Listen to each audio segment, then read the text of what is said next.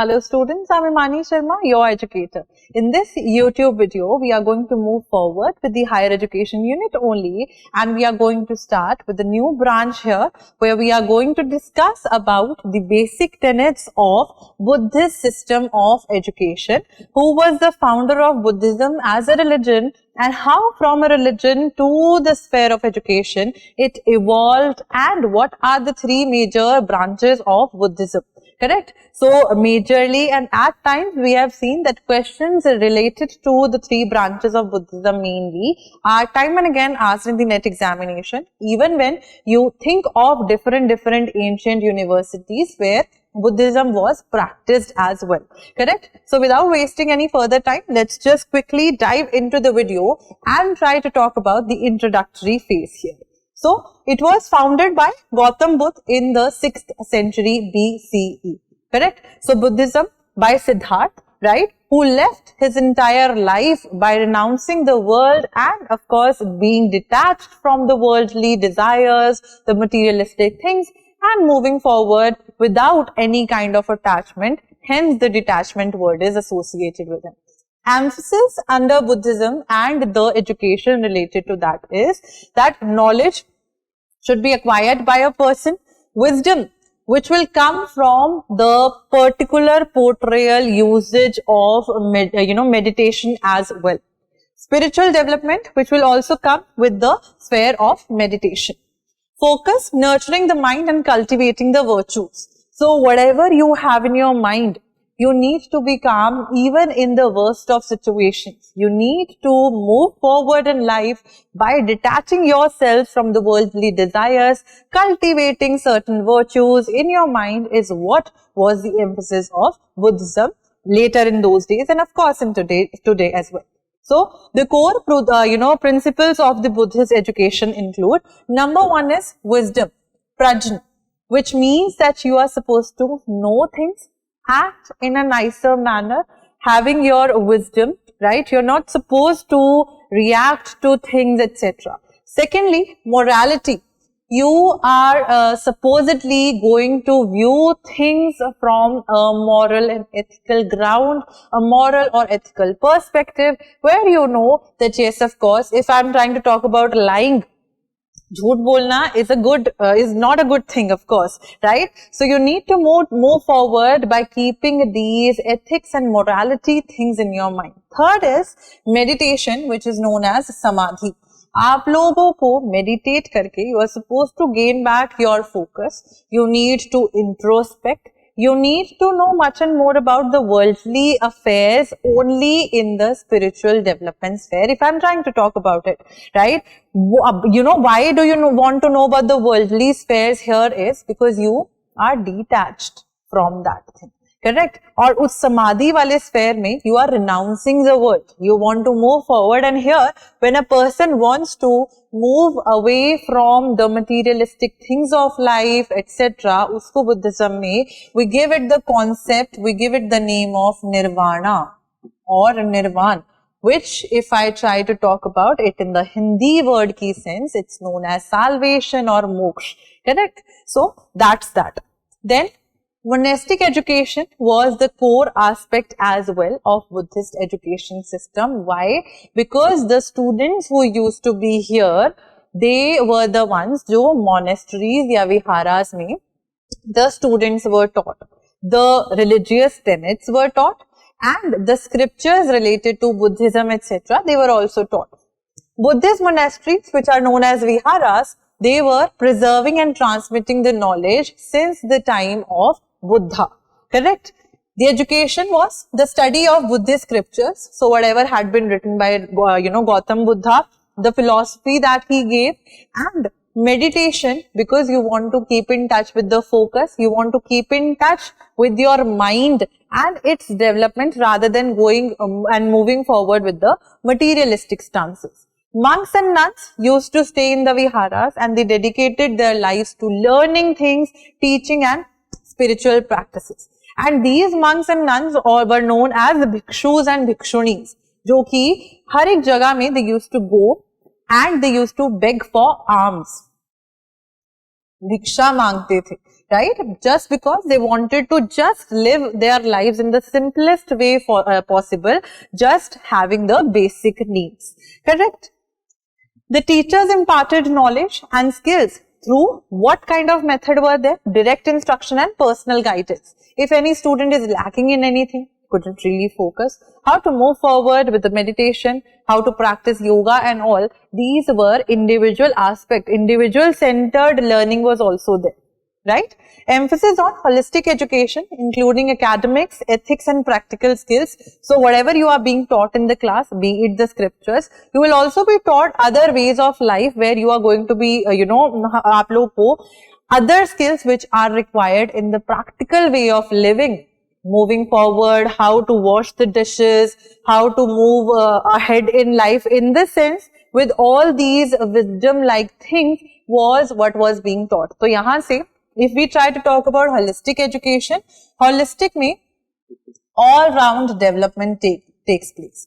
So, from academics, you are moving forward to the practical education. So, from theory to practice also is one such thing which was taken into account by the Buddhist teachers as well as the, learners who were learning from them.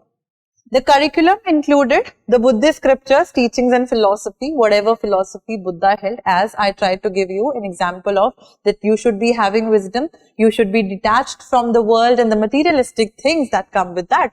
Subjects that were taught were Pali language. Now, why Pali language was, the subjects were taught in Pali language? Because back in the ancient times, the Brahmins had, their sphere associated only with the highest learning classes who knew Sanskrit. Just to make the scriptures and the religion and education available to all, Pali language was introduced, which was majority pay spoken by the common man, correct? So, Pali language was taught. Meditation, ethics, logic, metaphysics, etc. These were the subjects of the curriculum which were taught there. And practical skills में arts, shilpkari ho gaya, archery ho gaya, all these things, crafts and agriculture, because these are going to help you guys to move forward in your life in the sense that you will not need, you will not need anyone to help you in these spheres. You are having those basic skills already inculcated in your own self. The role of a teacher was that they used to act like spiritual guides and role models, nurturing students' moral and ethical development, because यहाँ पे celibacy also played an important role. You just need not be away from the materialistic things, but also from, move away from the sexual urges, the sexual desires that you have, if any. Fostering a supportive and compassionate learning environment. And of course, the teachers also tried to, take in various opinions of different disciples as well, so that the disciples are easily coming in the safe space and answering whatever opinion they also have, correct? The meditation practice held a central place because focus needs to be there. Various meditation techniques were there to develop mindfulness, concentration and self-awareness, because you are going to be self-aware, and through retrospection, introspection, those things are going to come. Fostered mental discipline, clarity and insight, and this thing not only helped in, gaining good marks in the classrooms, but also in your overall development, in the sense that now you know that if I, in my mind, am clear about the things that I do not want any kind of materialistic or sexual pleasure in my life, then I'm good to go.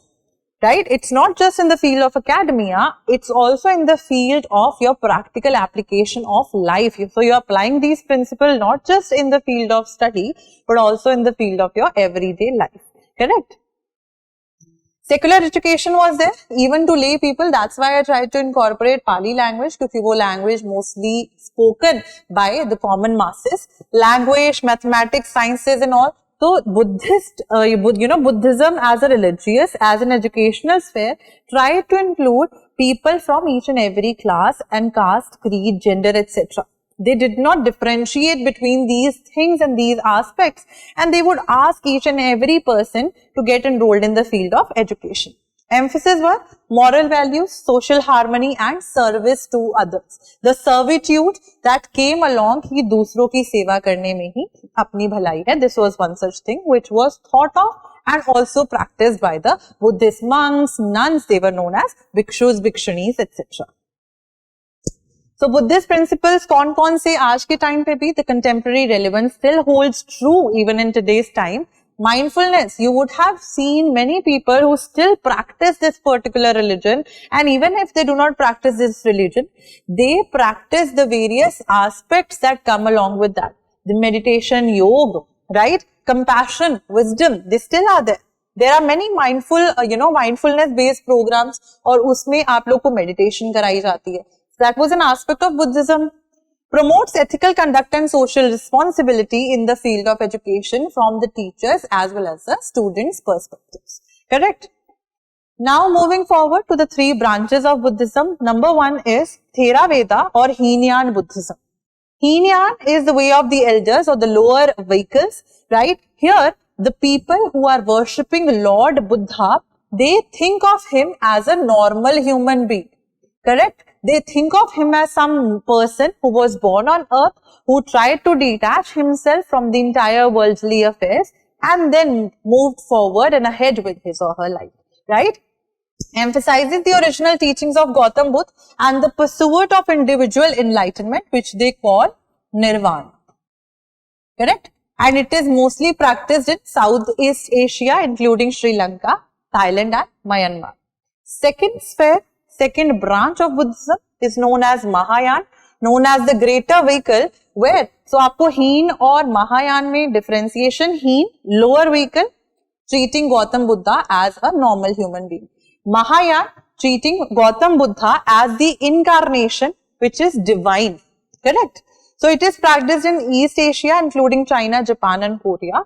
And compassion, Bodhisattva ideal and the pursuit of enlightenment again is seen here. The fact that is much and more important and makes the, this one Mahayana a different one from the Hinayana is that here Buddha is a divine incarnation. Buddha is just like some other god. Third sphere we have is known as the Vajrayana Buddhism, which is also known as Tantric Buddhism or the diamond vehicle. Here, you want to attain salvation, but you will have to follow certain tantric methods.